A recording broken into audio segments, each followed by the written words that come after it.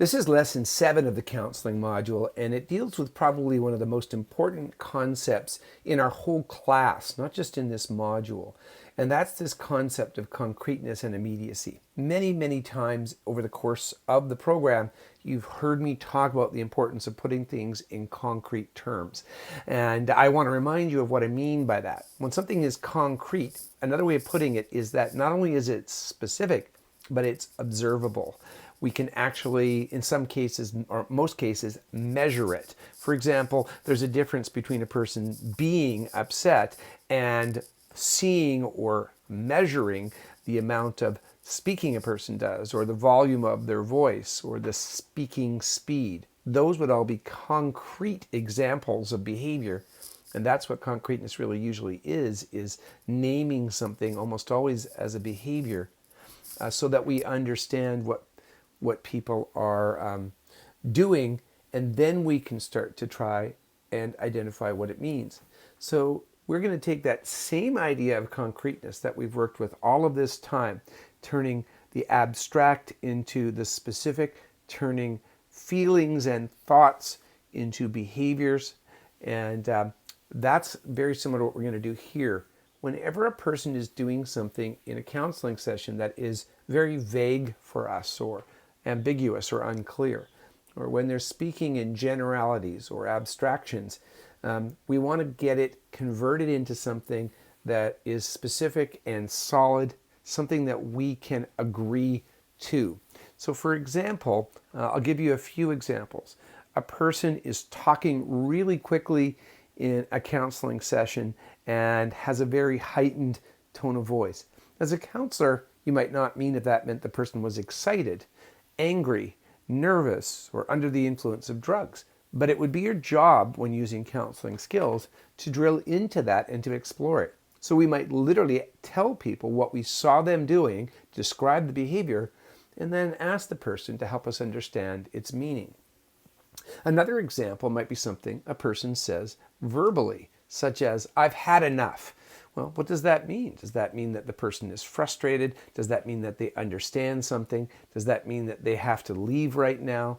So we want to again say, "I heard you say, I've had enough. I need you to help me understand more specifically or concretely what that means to you and I." And another example might be the word upset. It can mean so many different things. We really want to have people explain more. Now, I've talked about artful questions, and one of the cool things is that concreteness often gives us the opportunity for those artful questions. When people speak in these abstractions or use behavior to communicate instead of words, sometimes the best thing we can do is to ask people what those behaviors mean by describing what we're seeing and then asking an open-ended question. And it turns out that this process is a really good foundation to almost everything we're going to do in a counseling session, whether it's transitioning in stages, whether it's self-disclosing, whether it's confrontation. We're going to do all of that stuff by paraphrasing and using concreteness, and that will come later on in this video. So we often hear these terms used together, concreteness and immediacy. So what does immediacy mean? Well, you can probably hear the word immediate in it, and that's literally what it means. It means dealing with things in the moment, being really present with people.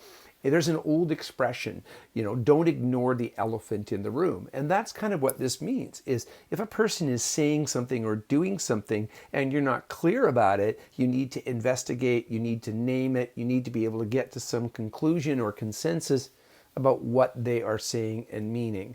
Because if you don't, then your session is going to be characterized by artifice, by being artificial instead of being genuine, or by confusion, not knowing what people are talking about. You might have had this happen before, where you've been in a personal conversation where you actually started to get upset with somebody and later on realized that you simply misunderstood what somebody meant. And if you had gone back, if you could sort of scroll back the time machine and go back and clarify what that person had meant at that time, you might not have reached that conflict. So concreteness and immediacy happen really together. Concreteness is putting things into specific terms, and immediacy means doing it when it matters, doing it in that moment. All of this work requires you to do something that's a pretty unique skill set, and a lot of folks take practice. This idea can be communicated easily, but needs a lot of practice. It's very similar in a way to chess. I could teach you the rules of chess in a few hours at most, but being good at chess will probably take the rest of your life. Similarly, understanding how concreteness is to be done is something I can teach you quickly, but building it into our practice becomes a lifelong skill. And I can tell you, it's really something that I was not good at when I first started doing it. And the reason is this. We don't realize this, but when we are listening to another person, we're actually listening always to two voices. We're listening to their voice, and we're also listening to a voice inside of our own head. And some of you might remember that the Greeks gave this guy a name of homunculus. They imagined that there was this little man inside of our head that told us what to say, do, and think, that we were listening to his voice. And I like to refer to him as homie. So we have to learn how to listen to homie and filter what parts of what homie tells us that are good. If homie is sitting there in our head as we're listening to somebody and saying, I'm bored, or that person's breath is bad, probably we aren't going to give those voice. On the other hand, if homie is saying, hang on a second, I've lost this person, I'm not sure what they're meaning, then we probably do want to give that voice. Or hang on a second, I don't feel safe with this person right now, and until they bring their voice down and sit down, I'm not going to feel comfortable. We probably need to give that voice as well. So it takes practice to learn how to respond to that other person and to homie at the same time. It's literally a balancing act. What sorts of situations need us to be concrete? Well, as I said, they can be nonverbal. They can be verbal but unclear or general or abstract. Just about any situation where there's something where we cannot quite make sense of the meaning, or we want to try to agree that the person's nonverbal or paraverbal communication, for example, the tone of their voice, are part of how we're interpreting them. For example, I'll bet you many of you have been around somebody and you said, how are you doing? And the person said, I'm fine. Well, if you only summarize their verbal parts, then you would not be accurately assessing what their emotional state is. In order to include their tone of voice, you'll need to use the skill of concreteness. So you might say something like, I heard you say that you're fine. I also heard you use a tone of voice that suggests you're not feeling that comfortable. And so I interpret that something else might be going on. Tell me more about that. And by the way, you'll notice I didn't use the word but because it's a flag word. And again, something that takes some practice there. So here are some examples. A client is sitting with their arms crossed and says, I'm just sick of all the bull around here. You might use concreteness to identify what the arms crossed means. Perhaps they're cold, perhaps they're angry, or what they mean by all the bull, or even, I guess, what it means by just sick of it. We really want to look at the abstract parts within the communication, and sometimes it takes a split second, or even when you're starting out, more than a split second of practicing and pausing to think about what parts of something you want to dig into. For me, the word bull is probably where I would go. I would say something like, so Jim, I heard you talking about all the bull around here, but I'm not quite clear on what you mean. Please tell me more. And you notice that in that example, I told the person that I didn't even have a guess. I literally was speaking to what homie was saying inside of my head. He said, I don't know what bull is, but it sounds important. So I would literally say, Jim, I don't know what you mean by that, but let's explore it because it sounds important. Another example, if a young female client said, Barry and I are getting serious and we're making plans for our future. What parts of that do you think are abstract and need exploring? If you said serious or making plans or our future, any one of them would be an acceptable thing. You don't have to pick just the perfect one. Any one of these will probably get that person exploring further. What about a client who shows up 10 minutes late for the last 3 sessions, but at the same time they're smiling and talkative? You might wonder whether or not the person's lateness means something, but it seems discordant because of their smiling and talkativeness. So I would literally tell people, I'm not sure what this means. It sounds discordant. I would literally meta-communicate about that, and then I would ask them, what does it mean? And if that 10 minutes of being late was something that was a barrier for me, then that's something else I can be concrete about. I can take this idea in my own head that it matters to me that we spend our entire session together and speak to that idea as well. All of those are examples of taking the general, the unspoken, and putting them into the specific and the concrete. So what are some common opportunities? I've already mentioned the first one. When somebody uses the word upset, that can mean anger, worried, sad, any number of things. And sometimes people are just being general because they don't trust you enough yet to dig in. And sometimes it's because they don't really know how to unpack or make sense of their own agitation. Another one, I'm fine, or nothing's wrong, along with the closed body or a tone of voice. The closed body being discrepant or discordant makes it something where I need to do some exploration. When a person says, I feel that, or I feel like, but when they actually go on to describe thoughts, those are often opportunities to explore. I feel like you don't like me, or I feel that other people here are picking on me. Those are examples where we can help a person. So we could say, for example, Mike, I heard you say that you feel that people are upset with you. For me, that's more of a perception. Tell me where you get that perception from. Or another way we might handle that is, Mike, I can hear that you sound upset with staff. Tell me more about what those feelings are and what causes them. And that's that unpeeling of the onion that we talked about. A person simply being silent, or the opposite, talking incessantly without a break, can be an indication. Tears that happen without any explanation, or a person simply not showing up or not participating, particularly if they have a different pattern of behavior at other times. Take a moment and think about whether or not you can see other opportunities for concreteness and try to build these into your role plays. See if your partner can pick up on opportunities for exploration with you using concreteness. At the beginning of this video, I mentioned that the three-step process, that concreteness is a really incredibly important ingredient in counseling, and that's because of this three-step process. The three-step process really works in just about any of the skills that you're going to need to use, so that's why it's so fundamental to understand it. The first step is to paraphrase what the person has told you, and we do that by giving back a reflection on words that they've used, but also to paraphrase what people have done in terms of their actions, their body language, their gestures, their facial expressions, and their paraverbals, which I will remind you includes their tone of voice, the rhythm of their voice, and the volume of their voice. So you can reflect on any or all of those things, and then you're going to use the actual approach that you have in mind. And in the case of each one, it's going to sound different. There's 4 different ones, and we're going to get into each of these in subsequent videos, but we'll use the example of transition and concreteness in this particular one, and we'll get to self-disclosure and confrontation later on. And then the third part is just usually to check in with the person, usually with an open-ended question or statement. So for example, it might sound like this if I'm doing a transition. So Kevin, I've heard you describe what's happening between you and your wife, and it sounds like it boils down to the idea that right now you're not sure you'll ever trust her again, and you're trying to really make some decisions about what to do next. I heard you start bringing up some ideas and some suggestions. It sounds like you might be ready to transition into talking about ideas. Tell me whether or not that fits for you. So at first I summarized everything the person said and why I reached a certain conclusion.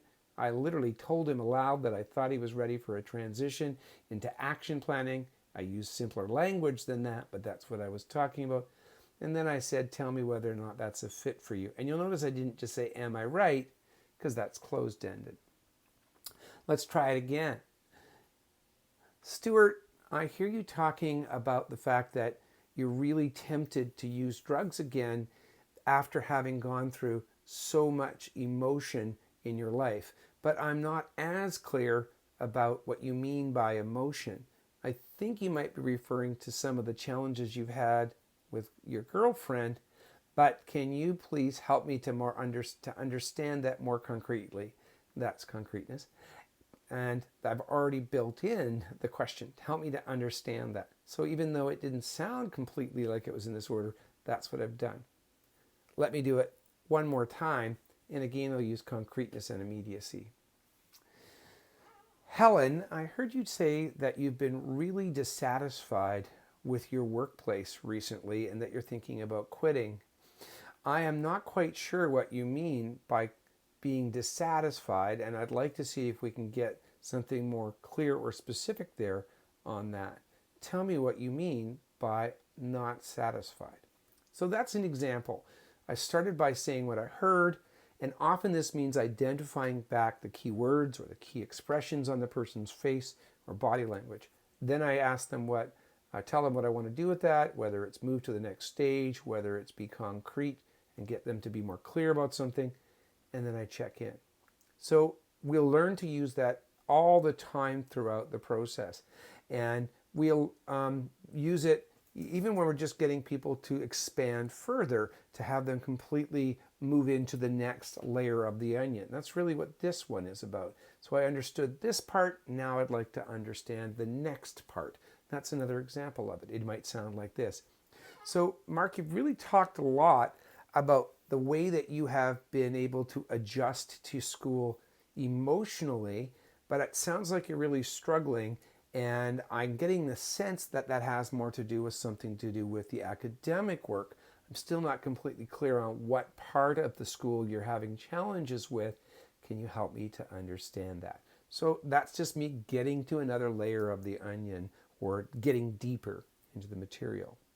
Okay, this slide and the next two are not in your package, at least not in the original package, so I'll create a handout for you as well.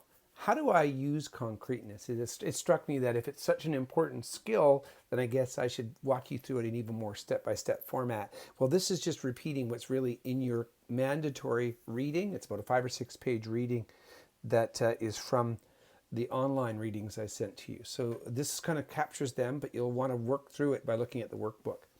And we'll talk about it online as well. So concreteness really starts with us telling people what we see or hear or otherwise observe. And you'll remember doing this in the critical incident planning process. In level 1 and level 2, we really needed to be good at telling people what we saw them doing. And it's really important that we do two things. The first is that we use I statements like I noticed or I heard, as opposed to you are doing this. And secondly, we want to be as objective and behavioral as we can be. In other words, we're just simply saying things that are absolutely observable. Nobody else would ever deny that they're actually happening. They're not judgmental, and they don't project or draw conclusions. For example, if I said, Mike, I heard you call your wife a bitch, or Susan, I heard you were crying in your room. Those are examples of objective. Whereas, Mike, I heard you calling your wife an inappropriate term, or Susan, I heard you losing your cool, would be examples of things we wouldn't want to say, because clearly they're going to come across as judgmental and therefore get in the way of communicating. Once we've said this thing, and it could, by the way, be a word that we heard. It's very commonly a word that we heard. I gave some examples earlier like upset. And then we're going to say what we think it means. And we're going to use a tentative tone. We're going to say what we think it might mean, or use the word, I think it might mean this, or my guess is that it means this. And it's really important that we use this tentative tone, otherwise we'll sound like we're accusing people or projecting, as we've talked about. And if you don't have a guess, then you say that. You actually tell the people, I'm not sure what it means, I think it might be important, or I don't know whether it's important, I'd like to know more. And you let them know if you think it's time for us to try a different approach, like, for example, if you think it's time for a question about confrontation, or if it's time to transition, this is also where you would use that. And finally, at the end, you ask for some clarification, or say that you want or need clarification, or you check for agreement. Does that sound okay, or am I on the right track? Would be examples of that.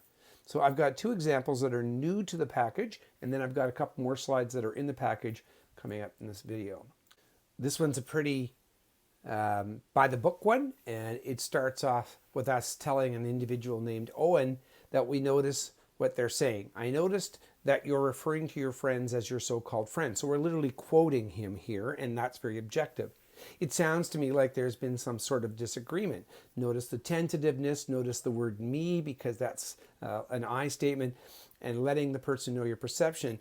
But then you also let them know you'd like to know more. You'd like to check it out. And number three, we simply go and do that open-ended thing. Can you explain? And if you look at this, you can see the person has room to say, no, that's wrong. I'm just goofing around. By the same token, they can definitely dive deeper and go to the next layer of that onion we keep talking about. Here's another one that's not yet in your package, but you can download. It starts off with something that's completely nonverbal this time. Instead of summarizing verbal behavior, we're summarizing something that a person, in this case, is either not doing or physically doing. Joshua, I've noticed you've gotten pretty quiet in the last 5 minutes. So I've simply said what I've observed, and you'll notice the tentativeness isn't there yet, but I have said I before you. And that's something that you'll see in the next two examples we get a little sloppy with sometimes, but if you're starting out, try doing that, use I statements. Number two, I'm not sure if that means anything, but I really want to check in with you. And again, this is an example of where I'm not sure how to interpret it. So instead I tell people that my interpretation is that I think it's important, but I'm not sure what it is. And I just have an open-ended question here. How are you feeling right now? So if I put it all together, it would sound like this. Josh, I've noticed you've gotten pretty quiet in the last 5 minutes. I'm not sure if that means anything, but I really want to check in with you. How are you feeling right now? And then some silence. Okay? So concreteness really starts off, if you look at it, with a bit of a paraphrasing. This is similar to a paraphrase. I'm just using paraphrasing based on a person's behavior. So if you wonder how it is that concreteness can be both a step and an introduction to a step, that's an example of what I mean. Here are some that are in your package, but I've kind of edited it so that they're scooched forward, but they're further in the back of your package. And these represent examples they're quite realistic because they're not perfect, but you'll see that they have the essence of concreteness in them. And these are more what I would describe advanced, in the sense that they come more when you kind of got to know the person and you know how to really kind of be a good monitorer of your voice tone, your body language, and so forth. So here's an example of one where it's not perfect because I didn't use I statements until the end, but it still can be implied. Louise, you have a lot of different emotions going on right now as you plan your month's funeral. What I really am trying to say, as I hear you say that, you said that your husband was making things harder for you, and I'm using the tone of my voice to indicate that I'm curious about that, or that I really want to know more. And my third question says, I'm wondering what you meant by that. So that's still concreteness, and your voice may sound a little bit more like this. As you get more and more more and more practiced, you'll be a little less careful and a little bit more natural, but the main ideas will still be there. And here's another one. Your son's temper tantrums have you quite worried. I'm just reflecting back words that the person has used, but I didn't use the I statements. I heard you say that you thought he could do something really terrible. And now, can you tell me what terrible means to you? Is that checking in afterwards and following up? So those are still examples of concreteness, even if they're not perfect. And if you try to be really technique perfect in your role plays, you'll lose that genuineness. So I wanted you to see some examples of how they might sound, even if they're not by the book sometimes. The key idea is that I'm reflecting on behavior. I'm telling people how what questions it raises for me, or what impressions, and then I'm asking them to dig deeper or explain it. Okay? Hopefully that's helpful to you. This is a key skill, and I really want you to practice it. And if you have questions, by all means, think of reaching out to me.